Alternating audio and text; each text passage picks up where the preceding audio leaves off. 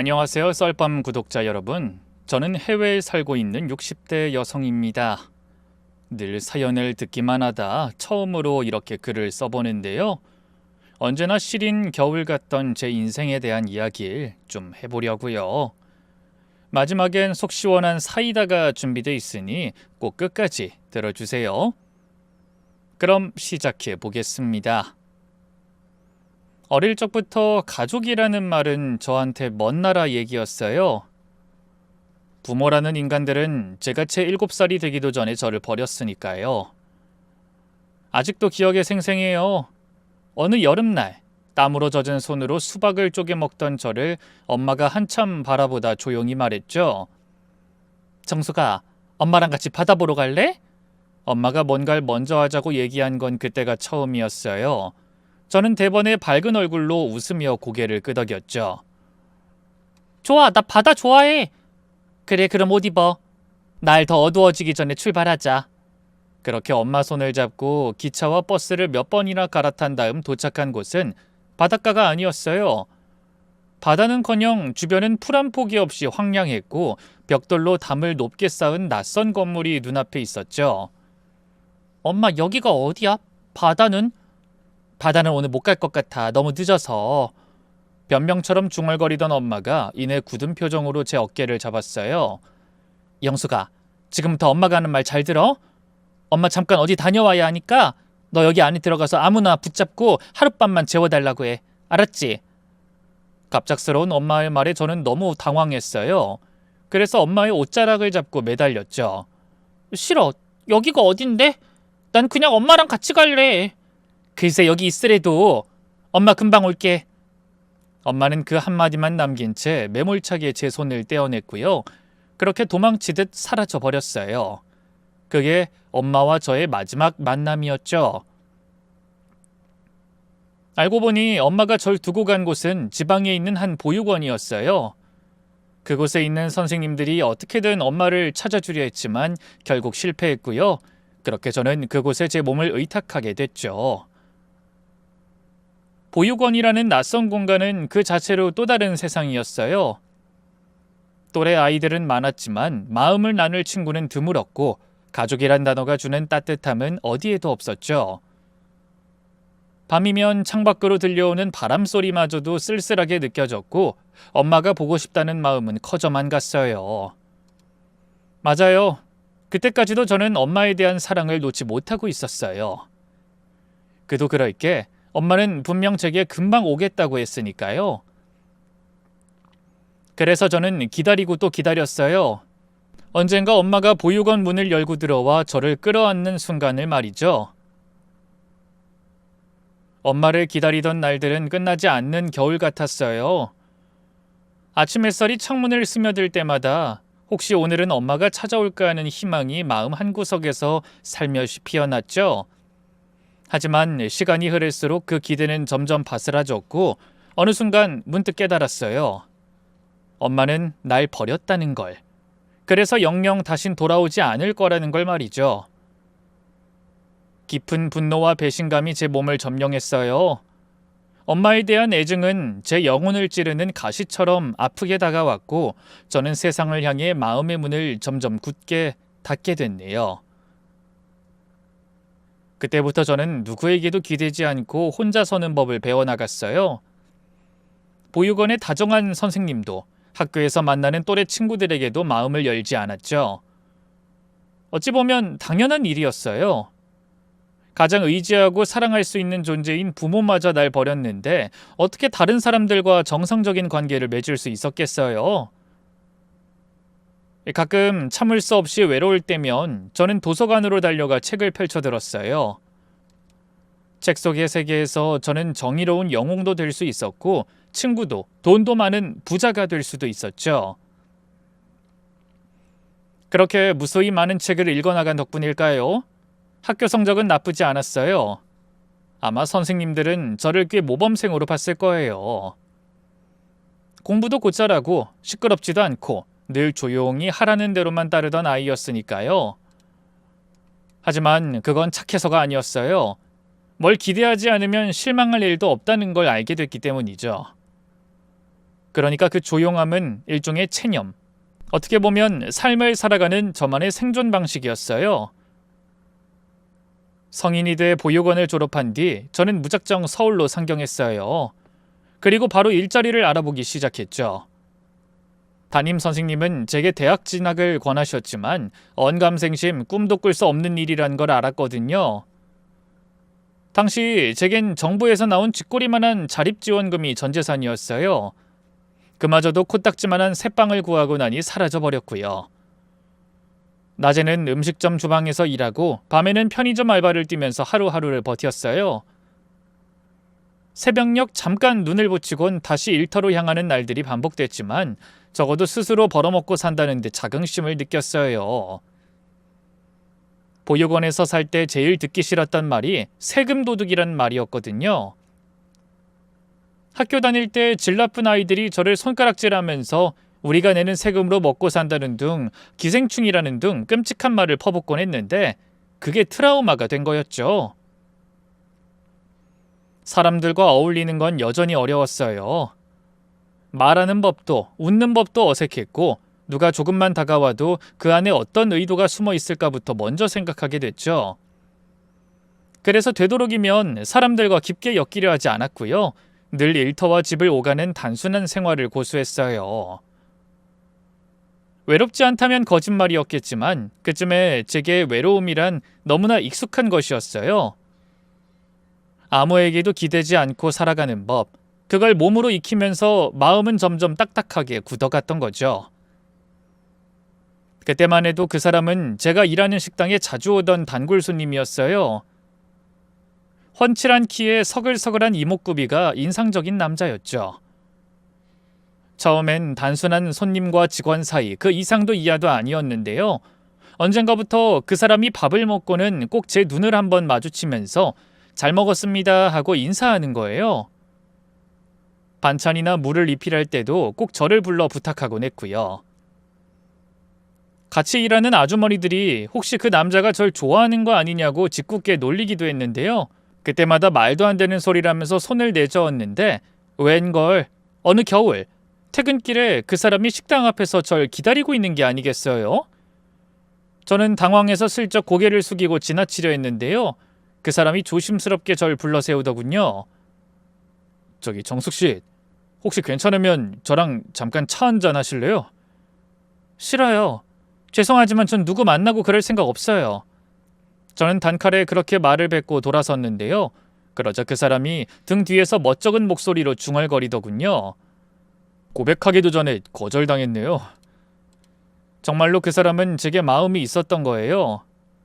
솔직히 말하면 당황스럽기도 했고 한편으로는 무섭기도 했어요. 누가 나한테 관심을 가진다는 게 쉽게 이해되지 않았거든요.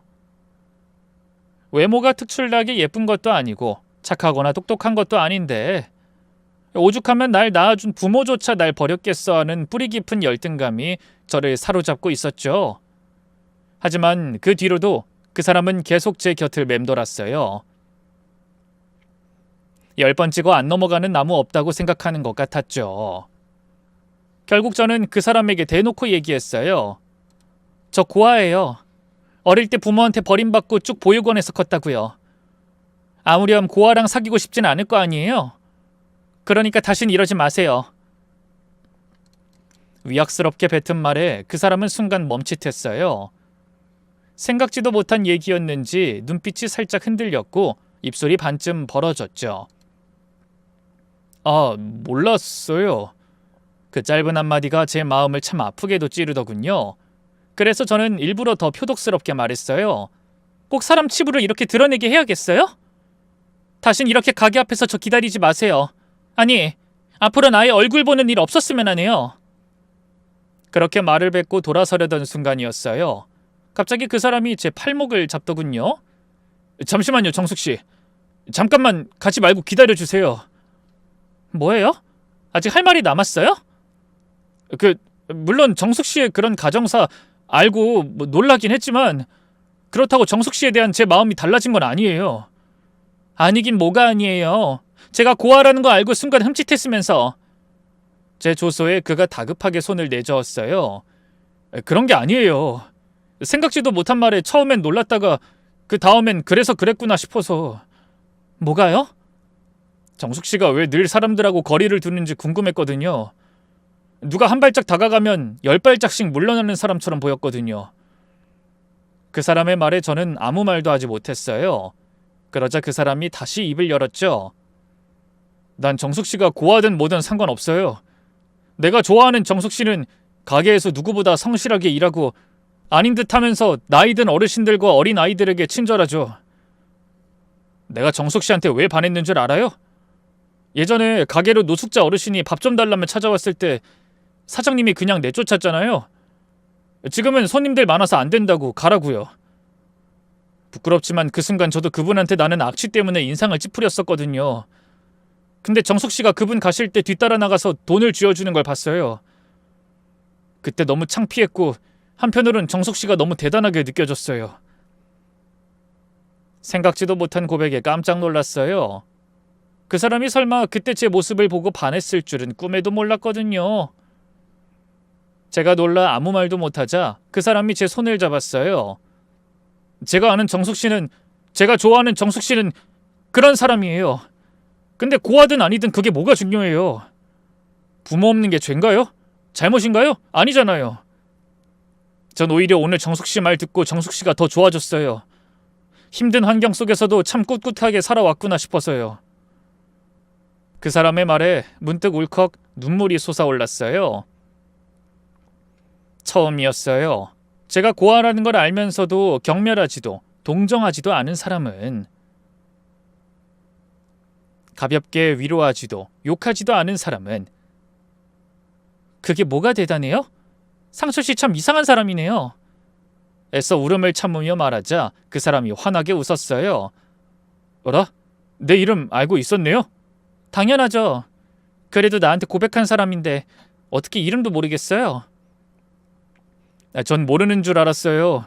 지금까지 한 번도 불러준 적 없잖아요. 그 사람과의 인연은 그렇게 시작됐어요. 저는 조금씩 그 사람에게 마음의 문을 열기 시작했고요. 저희는 얼마 안가 연인 관계로 발전했는데요. 뭐랄까, 저는 남자친구를 만나고 나서야 온전히 사랑받는 충만함과 기쁨을 알게 됐어요. 남자친구는 마치 오래전부터 저를 알아온 사람처럼 제가 상처받았던 자리를 하나하나 어루만졌죠. 매일 퇴근길에 절 기다렸다가 집까지 데려다주는 건 기본이었고요. 제 생일엔 미역국에 작은 케이크를 직접 만들어 와서 함께 먹었죠. 보육원에선 늘 생일이 비슷한 아이들끼리 묶어서 합동으로 잔치를 했기 때문에 저를 위한 생일 케이크를 받아본 건 그때가 처음이었네요. 그뿐인가요? 저희 집이 달동네라 가파른 경사를 한참 올라가야만 했는데요. 눈이 많이 오는 날이면 남자친구는 제 집 앞 골목까지 와서 쌓인 눈을 쓸어두곤 했어요. 혹시라도 제가 넘어져 다칠까봐 말이죠. 세상 그 누구보다 따뜻하게 저를 채워주는 그 사람에게 저는 점점 더 마음을 빼앗겨 갔고요. 결국 결혼까지 꿈꾸게 됐네요. 남자친구 역시 하루빨리 저와 가정을 이루고 싶어 했어요. 하지만 예비 시부모님은 당연히 저를 별로 마음에 들어하지 않으셨죠. 고아의 식당에서 허드렛 일이나 하는 저를 그 누가 며느리로서 환영하겠어요. 처음 예비 시부모님께 인사드리러 간 날, 시아버지는 제게 눈길 한번 제대로 주지 않으셨고요. 시어머니는 기가 막히다는 듯 혀를 차며 저를 매섭게 노려봤어요. 상철이가 제발 한 번만 봐달라고 사정해서 나오긴 했는데 난 너같이 어디서 굴러먹다 왔는지도 모르는 고아를 우리 집 며느리로 드릴 생각 없다. 아니 어머니, 사람 앞에 두고 뭐 하시는 거예요? 뭐가? 난 처음부터 분명히 말했어, 헤어지라고. 그만하세요. 이러실 거면 그냥 가시라고요. 제 앞에서 자기 엄마와 다투는 남자친구를 보면서 참 가슴이 아팠어요. 어떻게든 예비 시부모님께 인정받기 위해 별의별 짓을 다 해봤는데요. 두 분 다 꿈쩍도 하지 않으시더군요. 결국 저는 이별까지 생각했는데요. 웬걸, 그쯤 생긴 아기가 제 운명을 바꿔놨어요. 뜻하지 않은 혼전 임신이었죠. 남자친구네 집이 워낙 손이 귀한 집이라 예비 시부모님은 차마 애를 지우라 하진 못하셨고요. 우여곡절 끝에 저는 남자친구와 식을 올릴 수 있었네요. 결혼 생활은 예상했던 대로 힘겨웠어요. 시부모님은 결혼을 허락하는 조건으로 합가를 요구하셨는데요. 시댁살이를 시작한 첫날부터 시어머니는 대놓고 절 괄시하셨어요. 임신한 제게 모든 집안일을 다 떠넘긴 채 조금만 실수해도 불같이 화를 내셨죠. 사실 대부분 실수라고 하기도 못한 거였어요. 워낙 오래 혼자 살아왔기 때문에 저도 어지간한 집안일은 다 할 줄 알았으니까요. 시어머니 눈에도 트집 잡을 게 없었는지 나중엔 과일을 깎는 모양으로도 뭐라고 하시더군요. 넌 과일 하나 제대로 깎을 줄 모르니? 누가 참외를 이렇게 무식하게 세로로 잘라? 아, 전 옛날부터 이렇게 먹었어서. 뭐? 옛날에 어디서? 뭐 보육원에서? 지금 거기서 배운 대로 우리 집에서 하는 거야? 기가 막혀서 진짜. 시어머니는 툭하면 보육원을 들먹이면서 절 무시하셨어요. 입버릇처럼 보육원에서 나고 자란 애가 알면 뭘 안다고. 됐으니까 입 다물고 있어! 하고 면박을 주곤 했죠. 그래도 제가 꿋꿋하게 버티자 그게 더 꼴보기 싫었던 걸까요? 급기야 시어머니는 제가 설거지할 때 꼭 찬물로 하라고 지시를 내리고요. 멀쩡하게 세탁기가 있는데도 모든 빨래를 다 손빨래하라고 하셨어요. 덕분에 저는 새벽부터 밤까지 종일 집안일에 시달려야 했죠. 시아버지와 시누이는 그런 시어머니를 말리기는커녕 옆에서 더욱 부추기기 일쑤였고요. 아이가 태어나면 좀 달라지지 않을까 했지만 딸이 태어난 뒤로도 바뀌는 건 없었어요. 오히려 시부모님은 하필이면 아무 도움 안 되는 계집아이를 낳았느냐고 제 딸마저 핍박했고요. 하루빨리 아들을 낳으라며 저를 압박했죠. 유일한 제 편은 남편뿐이었지만 그마저도 마냥 의지할 순 없었어요. 남편이 절 감쌀수록 시어머니의 괴롭힘은 나날이 심해졌거든요. 너 상철이한테 또 뭐라고 한 거야? 뭐라고 했길래 애가 또 아침부터 나한테 쌩하니 인사도 안 하고 출근하냐고? 저 아무 말도 안 했어요, 어머님. 차라리 귀신을 속여! 너 한 번만 더 상철이한테 내가 이랬느니 저랬느니 나불나불 대봐! 그땐 아주 본때를 보여줄 테니까. 알아들어? 시어머니의 겁박 아닌 겁박에 저는 남편 앞에서 입을 다물 수밖에 없었고요. 그쯤 남편 역시 직장을 옮기면서 일이 바빠져 저와 딸아이에게 별 신경을 써주지 못했어요. 새벽에 딸아이가 깨 울어도 남편은 뒤척이다 한숨만 푹 쉬곤 등을 돌려버리기 일쑤였고요. 딸아이의 육아는 온전히 제 몫이 됐죠. 시댁살이에 독방 육아까지 솔직히 너무 힘들었어요. 하루 채 3시간도 못 자는 나날들이 이어졌지만 남편은 그저 일핑계만 댔어요. 내가 당신이 힘든 걸 왜 모르겠어. 그치만 나도 밖에서 편하게 일하는 건 아니잖아. 어제도 과장님한테 불려가서 얼마나 깨졌는지 알아? 나도 맘 같아선 집에서 편하게 살림하고 애나 보고 싶다고. 주부의 일을 너무 쉽게 생각하는 남편 때문에 욱했어요. 편하게 살림하고 애나 보고 싶다고? 내가 지금 편해 보여? 아니, 내 말뜻은 그런 게 아니라 내가 그냥 당신 내조하고 우리 선이만 돌보면 몰라. 어머님 아버님의 아가씨 뒤치다거리까지 다 내가 하잖아. 지난 주말에도 당신은 하루 종일 방에서 잠만 잤지? 난 혼자 동동거리면서 김치 담그고 마당 청소하고 어머님한테 얼마나 달달 볶였는지 알아? 그 와중에 아버님만 갑자기 오밤중에 수육 삶을 하질 않나. 아가씨는 자기 옷 세탁소에 맡겨달라 하질 않나. 내가 이 집 하녀야? 노예냐고. 또 시작이다. 그래서 하고 싶은 말이 뭔데? 분가는 당장 힘들다고 했잖아. 어머니 아버지 알면 또 난리 치실 거라고. 그렇다고 언제까지 참고 살아야 하는데? 나 진짜 너무 힘들어, 여보. 조금만 기다려. 내가 기회 봐서 분가하겠다고 말할 테니까. 그리고 아직 모아둔 돈도 부족하잖아. 하지만 남편은 좀처럼 시부모님에게 분가 얘기를 꺼내지 않았고요. 부부간의 다툼은 점점 잦아졌어요.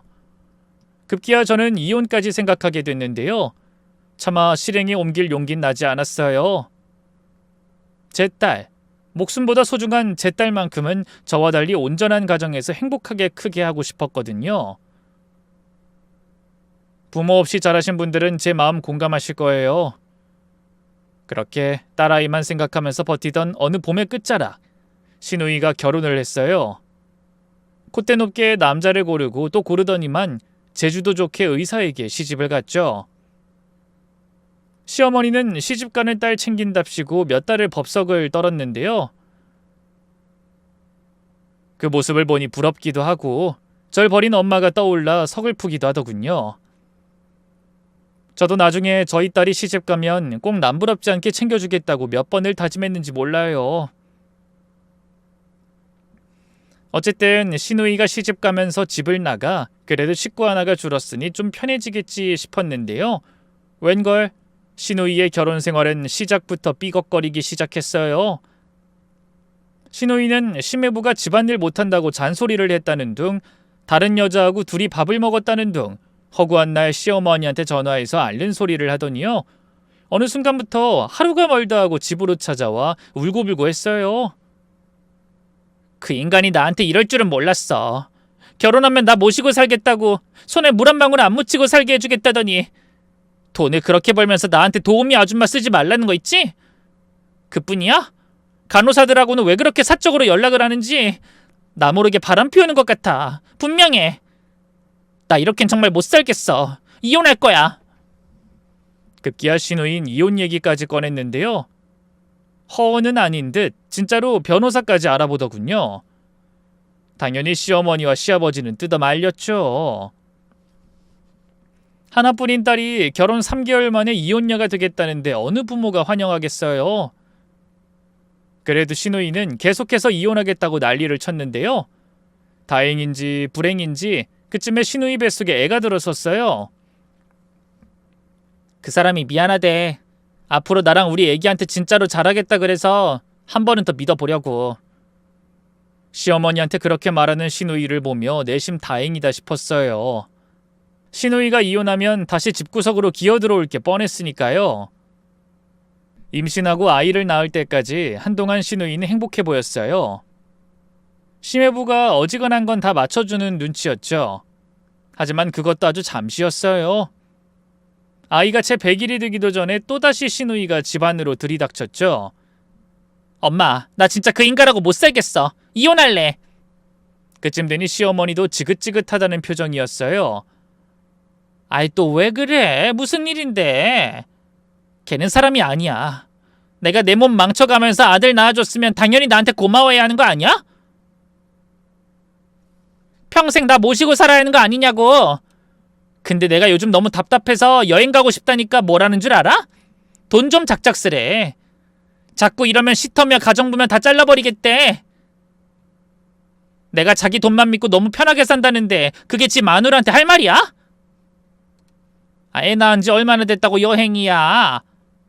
지 서방도 네가 너무 철이 없어 보이니까 그냥 한 말이겠지. 내가 철이 없긴 뭐가 없어. 내가 애 낳느라 얼마나 고생했는데 그깟 여행도 못 가? 엄마는 당연히 내 편 들어야지. 뭐 하는 거야? 오냐오냐 사랑만 받고 자란 시누이는 철이 없어도 너무 없었어요. 시부모님의 만류에도 또다시 이혼하겠다고 난리를 쳤고요. 시매부도 질릴 대로 질렸는지 그러자고 하더군요. 다만 아이 양육 문제에 있어선 서로 입장이 달랐어요. 보통은 서로 자기가 아이를 데려오려고 할 텐데 시누이와 시매부는 그 반대였어요. 서로 어떻게든 아이를 낳지 않으려고 야단이었죠. 참 부모 자격도 없는 것들이다 싶더군요. 어쨌든 지리한 재판 끝에 아이는 결국 시누이가 키우게 됐는데요. 시누이는 당연하다는 듯이 아이를 데리고 친정으로, 그러니까 저희 시댁으로 들어오더군요. 그래도 이혼하면서 나름 철이 좀 들었겠거니 했는데요. 웬걸 시누이는 제 아들도 나 몰라라 하고 하루 종일 밖으로 싸돌아다니기만 했어요. 자연스레 조카는 제가 떠맡게 됐죠. 새언니, 나 오늘 급한 일 있어서 또 나가봐야 하거든요. 우리 영준이 좀 봐줘요. 또요? 오늘은 저도 곤란해요. 어머님이 저녁에 꽃게탕 먹고 싶다고 하셔서 장 보러 나가야 하는데 선이까지 애 둘을 데리고 어떻게 장을 보겠어요. 하나나 둘이나 거기서 거기죠. 정 안 되면 그냥 엄마한테 맡기든가 해요. 어머님도 오늘 약속 있으신데. 아이 진짜 그럼 장을 나중에 보든 애 둘을 어떻게든 데리고 나가든 새언니가 알아서 해요. 그런 것까지 내가 일일이 말해줘야 돼요? 나 지금 늦었다고요. 제가 곤란한 기색을 보여도 시누이는 막무가내였어요. 이런저런 핑계로 늘 아이를 저한테 맡겨두고요. 자기는 친구 만나고 헬스 다니고 피부과 가고 별의별 자유를 다 누렸죠. 시부모님도 그걸 뻔히 알면서 아무 말도 하지 않았네요. 남편도 이혼하고 오죽 속이 답답하면 그러겠어. 당신이 좀 봐줘. 선이 보면서 같이 좀 봐주면 되잖아. 하고 태평한 소리나 했네요. 자기 일 아니다 이거였죠. 한 번은 이런 일도 있었어요. 시누이가 갑자기 머리 좀 식히고 오겠다면서 글쎄 여행을 다녀오겠다지 않겠어요? 이틀이면 된다고 그때까지만 애를 부탁한다고 하더군요. 그런데 웬걸 시누이는 일주일 넘게 연락도 없이 잠수를 탔어요. 심지어 그 사이 조카가 감기에 걸려서 고열로 토하고 울고 난리도 아니었죠. 조카 병원도 제가 데리고 갔어요.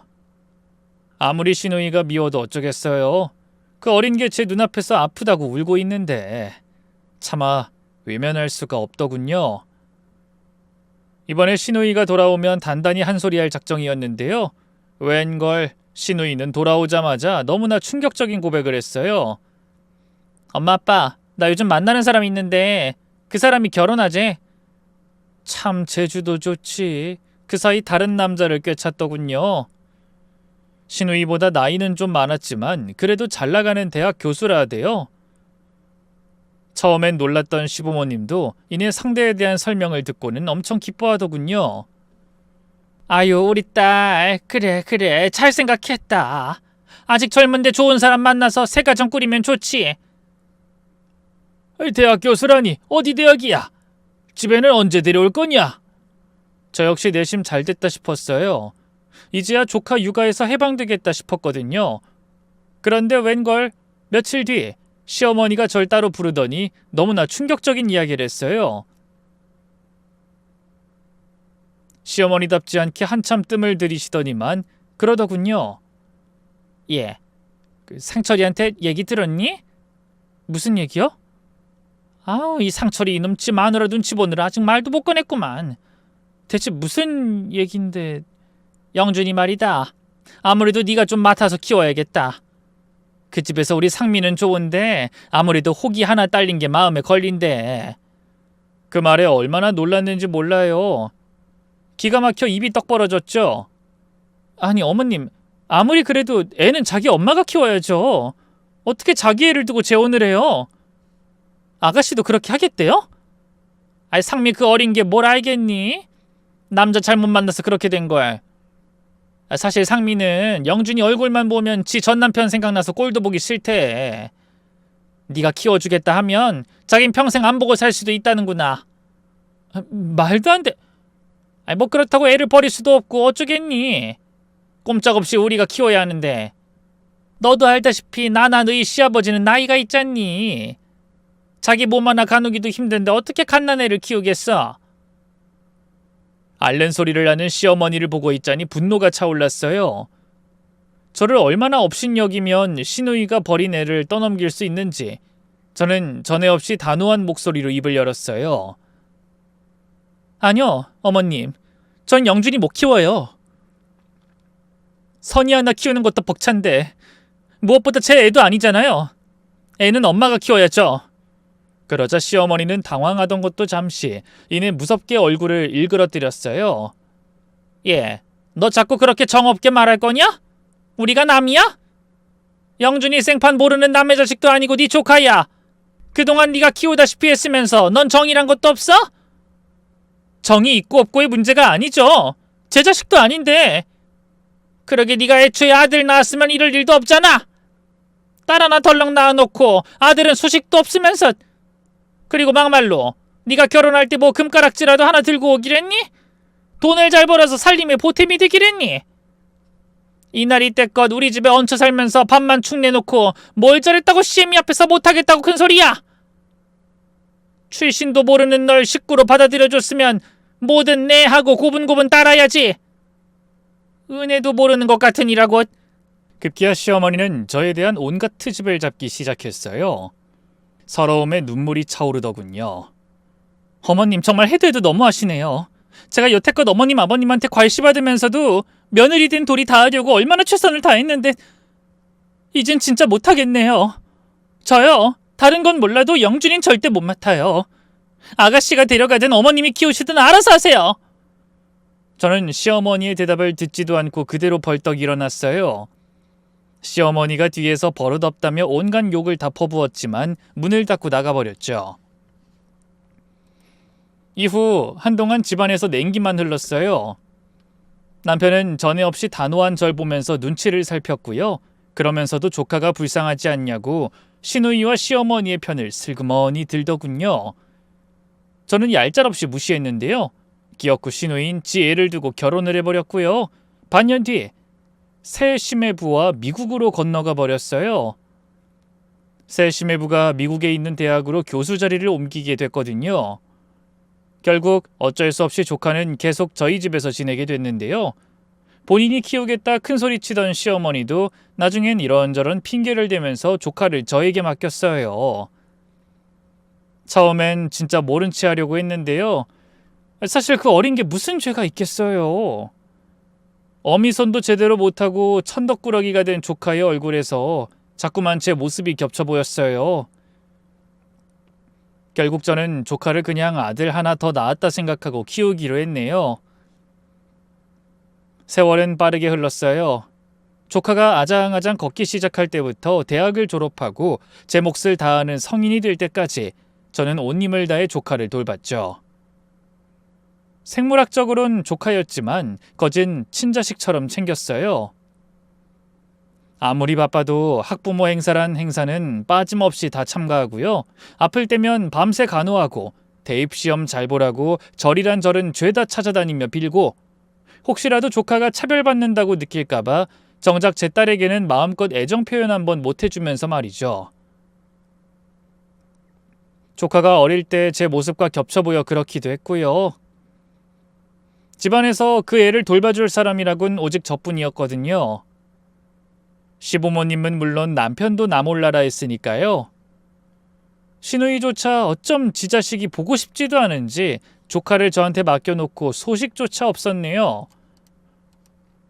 그래도 다행히 조카도 딸애도 엇나가지 않고 잘 커줬어요. 딸은 대학을 졸업하고 독일인과 결혼해 해외로 떠났고요. 조카 역시 명문대를 나와 우리나라에서 내로라 하는 유명한 회사에 떡하니 들어갔죠. 조카는 첫 월급을 받자마자 그걸 제게 통째로 줬어요. 외숙모가 아니었으면 지금의 저도 없어요. 그러니까 이거 받아주세요. 지금까지 키워주셔서 감사했습니다. 아유 됐다. 영준이 네가 힘들게 번 돈인데 그걸 왜 날 줘? 뒀다가 너 필요할 때 쓰렴.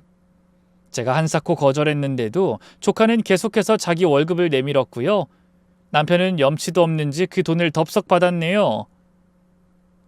이후로도 조카는 제게 참 잘했어요. 생일이나 어버이날마다 꼬박꼬박 제 선물을 챙겼고요. 시부모님 모르게 틈틈이 집안일도 도와주곤 했죠. 그럴 때마다 조카를 키운 세월이 헛되지는 않았구나 뿌듯했네요. 평화로운 시간이 산산조각 난 건 조카가 갑작스럽게 결혼 얘기를 꺼냈을 때였어요. 만나는 여자가 있다고 결혼하고 싶다고 하더군요. 갑작스러웠지만 조카도 나이가 있는 만큼 잘 됐다 싶었어요. 데려온 아가씨는 조카의 직장 동료였는데요. 시부모님도 마음에 쏙 들어할 만큼 어여쁘고 사근사근했죠. 심지어 집안도 제법 잘 사는 것 같더군요. 아버지가 꽤나 유명한 제조기업 임원이더라고요. 조카의 여자친구가 돌아간 뒤 저는 조카의 어깨를 두드리며 말했어요. 우리 영준이 마냥 어린 줄 알았는데 다 컸구나. 벌써 결혼을 하겠다니. 외숙모도 참 언제까지 저를 어린애 취급할 거예요. 저도 벌써 30이 넘었는데 얼른 장가 들어야죠. 그래, 진이라고 했지? 그 아가씨 너랑 참 잘 어울리더라. 결혼하면 잘 살 것 같아. 쑥스럽다는 듯 웃던 조카가 문득 진지한 표정으로 입을 열었어요. 저기 결혼 얘기가 나왔으니까 말인데요. 혹시 외숙모 저 결혼할 때 혼주 자리에 앉아주실 수 있어요? 갑작스러운 말에 저는 깜짝 놀랐어요. 뭐? 혼주 자리에? 글쎄, 그건 너희 엄마도 있는데. 그러자 조카의 표정이 대번에 차가워졌어요. 저 이날 이태껏 엄마 얼굴 한 번 본 적이 없어요.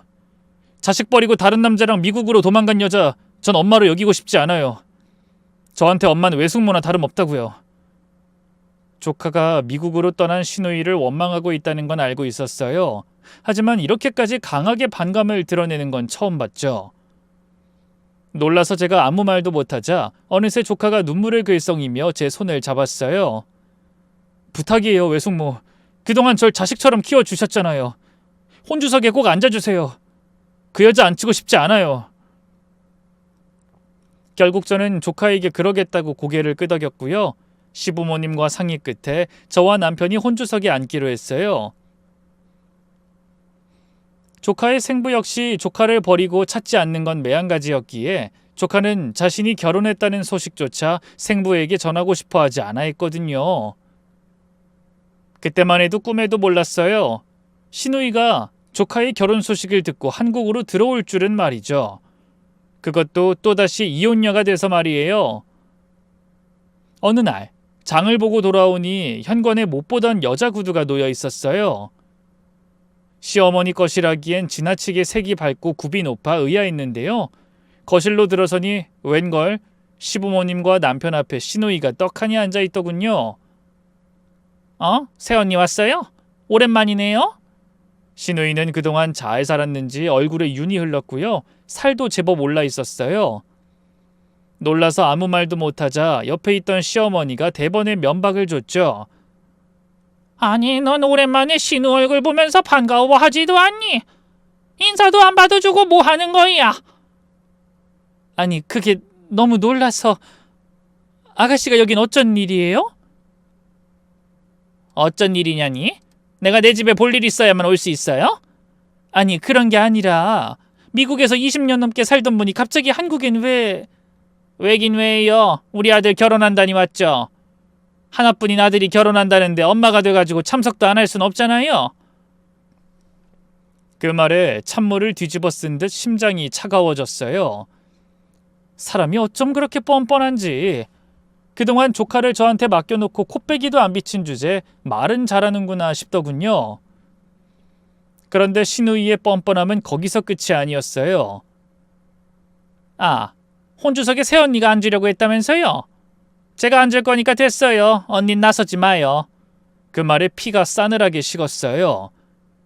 그래요. 원래 혼주석엔 부모가 앉는 게 맞죠. 하지만 자기 자식을 30년 동안이나 버려둔 여자에게 과연 엄마 자격이 있는 건가요? 그거 영준이랑도 상의된 건가요? 영준님 분명 저한테 걔 의사가 뭐가 중요해? 내가 걔 엄만데 당연히 혼주석엔 내가 앉아야지. 막말로 난 우리 아들 결혼식에 새언니 같은 사람 부르고 싶지도 않아요. 부모한테 버림받은 그야말로 죄수 온 붙은 팔자인데 혹시라도 부정이라도 타면 어떡해? 시누이의 마지막 말에 한 가닥 남아있던 이성의 끈이 뚝 끊어졌어요. 날 얼마나 우습게 알면 면전에 이런 말을 할까 분노가 치밀어 오르더군요. 잠자코 지켜만 보는 남편도 너무 실망스러웠죠. 저는 다가가 시누이의 뺨을 거세게 내려쳤어요. 시누이가 악소리를 내면서 그 자리에 주저앉았고요. 경악한 눈으로 저를 올려다봤죠. 뭐야 새언니? 지금 날 때린 거예요? 네, 맞아도 싼 말을 하니까 때렸어요. 뭐 잘못됐어요? 새언니! 그래요, 나 새언니예요. 아가씨 윗사람이라고요. 그런데 어떻게 사람 면전에 그런 말을 해요? 아가씨가 낳은 자식 30년 동안 뼈가 빠져러 키워준 게 누군데? 어떻게 고맙다는 말 한마디 없이 그따위 모욕을...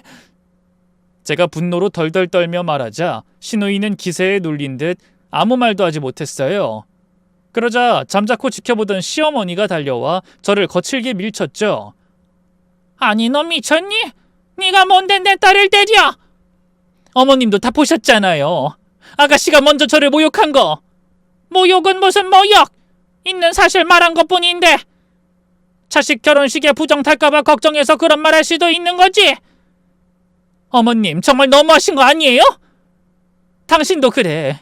어떻게 내가 이렇게 괄씹었는데 그냥 쳐다만 봐? 너무한 거 아니야? 아니, 내가 뭘. 남편이 남의 편의 줄임말이라는 말이 그때처럼 실감이 될 때가 없더군요. 아무리 팔은 안으로 굽는다지만 곧 죽어도 자기 딸 편만 드는 시어머니도 너무 원망스러웠죠. 그런데 바로 그때였어요. 주말이라고 자기 여자친구와 함께 열심히 지인들에게 청첩장을 돌리고 온 조카가 집에 들어왔죠. 외숙모 좋았어요. 이분은 누구? 조카는 처음엔 자기 엄마를 못 알아봤어요. 시누이가 울먹거리면서 우리 아들! 하고 끌어안자 그제야 뒤늦게 자기 엄마라는 걸 눈치챘죠. 엄마? 그래, 우리 아들. 엄마가 얼마나 보고 싶었는 줄 알아? 그 말에 일순 조카의 얼굴이 분노로 뒤덮였어요. 보고 싶었다고요? 그동안 내 얼굴 한번 보러 온 적이 없으면서? 아들, 그건 엄마가... 됐어요! 무슨 사정이 있든 듣고 싶지 않아요. 이거 놓으세요! 조카는 시누이를 매정하게 밀어냈고요. 그대로 방으로 올라가 버렸어요. 그리고 혼주 자리에 저를 앉히고 싶다는 입장을 고수했죠. 절 낳아준 건 엄마지만 30년 내내 온갖 고생하면서 키워준 건 외숙모예요. 저는 외숙모가 혼주 자리에 앉아주셨으면 해요. 당연히 시누이와 시부모님은 난리가 났어요. 시누이는 엉엉 울면서 제가 자기 애를 빼앗아 갔다는 등 황당한 소리를 짓거렸고요. 시어머니는 제게 으름장을 놨죠. 애 결혼식엔 절대 오지 말거라. 도대체 무슨 소리를 해서 애를 구워 삶았길래? 구워 삶다뇨? 전 아무것도 안 했어요. 근데 애가 저렇게 너만 찾아? 망할년. 내가 언젠간 네가 우리 집을 풍비박산 낼 줄 알았어. 결혼식에 절대 올 생각 마라. 알아들어? 그냥 하는 말인 줄 알았는데 시어머니는 진짜로 결혼식 당일 저만 쏙 빼놓고 떠나버렸어요. 그뿐인가요? 제가 방에서 나오지 못하도록 밖에서 자물쇠를 걸어 잠가버렸죠. 참 기가 막히더군요. 침묵으로 동조한 남편에게도 깊은 배신감을 느꼈죠. 맘 같아선 조카 결혼식이고 뭐고 다 포기하고 이혼이나 하고 싶었는데요. 저를 기다릴 조카를 생각하면 그럴 수가 없었어요. 그래, 이혼할 때 하더라도 조카 결혼식은 끝내고 하자. 그렇게 결심한 저는 의자로 유리창을 깬 다음 밖으로 탈출했어요. 그리고 다시 집으로 들어와 급히 몸단장을 하고요. 택시를 잡아타고 바로 식장으로 달려갔죠. 다행히 식이 시작되기 직전이었는데요. 조카가 홀 입구 앞에서 시어머니 그리고 남편과 같이 서 있더군요. 어떻게 할까 고민하다 정면 돌파하기로 했어요. 어차피 조카의 부탁대로 혼주석에 앉으려면 시어머니 눈을 피할 방법은 없었으니까요. 그렇게 심호흡하고 마음의 준비를 한 뒤 조카에게 다가가려던 순간이었어요. 갑자기 조카가 불안한 표정으로 눈을 굴리며 입을 열었죠. 외숙모 안 오는 거 맞죠? 그래, 내가 확실히 단돌이 해뒀다니까. 아무 걱정 마라. 그래도 외숙모 은근 고집이 있잖아요.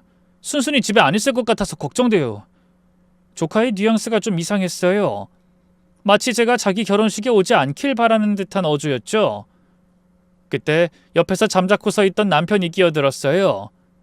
아이, 그러게 혼주석에 앉아달라는 등 엄마보다도 더 엄마 같다는 등 그런 쓸데없는 소리를 했어.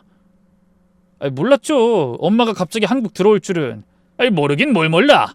상미가 혼주석에 앉게 해주면 지 사업 물려준다니까 마음이 바뀐 거면서. 그 말에 심장이 철렁 내려앉았어요.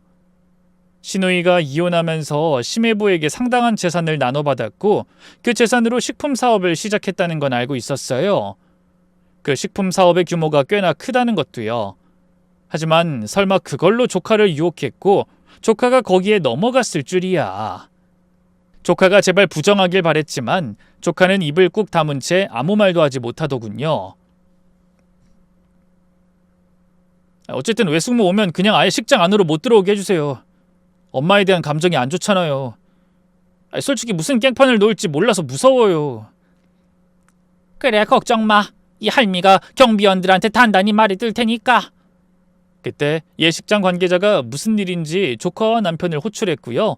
그렇게 그 인간들이 제 눈앞에서 사라져버렸어요. 그때까지도 저는 넋이 나간 채 멍하니 서 있기만 했죠. 아니, 그럴 리가. 영준이가 나한테 그럴 리가 없는데.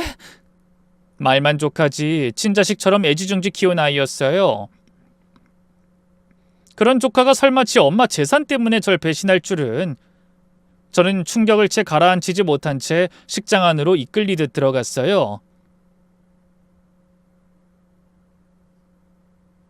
저 멀리 혼주석에 앉아있는 시누이가 보이더군요. 그리고 그 앞에 선 조카가 다정하게 웃으며 말을 주고받고 있었죠.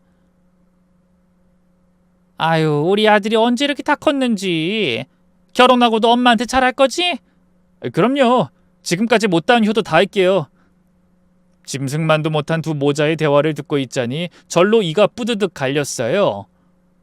저도 모르게 달려가 조카 앞에 섰죠. 영준아, 네가 어떻게 나한테 이럴 수가 있니? 외숙모, 여긴 어떻게... 네가 어떻게 이럴 수가 있어? 지난 30년간 내가 너를 어떻게 키웠는데 그까지 돈 때문에... 조카는 제 비난에 아무 말도 못했어요. 그러자 시누이가 표독스러운 얼굴로 끼어들더군요. 하, 그까지 돈? 내 사업체가 얼마나 큰지 알고 나는 소리예요? 쥐뿔도 없으면서 아주 입만 살아선. 그리고 새언니, 분명 우리 엄마가 가둬놨다고 했는데 대체 어떻게 나온 거예요? 당장 나가요. 나가라고요? 내가 왜 나가요? 나 누구보다 여기 올 자격 있는 사람 아니에요? 아가씨가 버린 아가씨 새끼.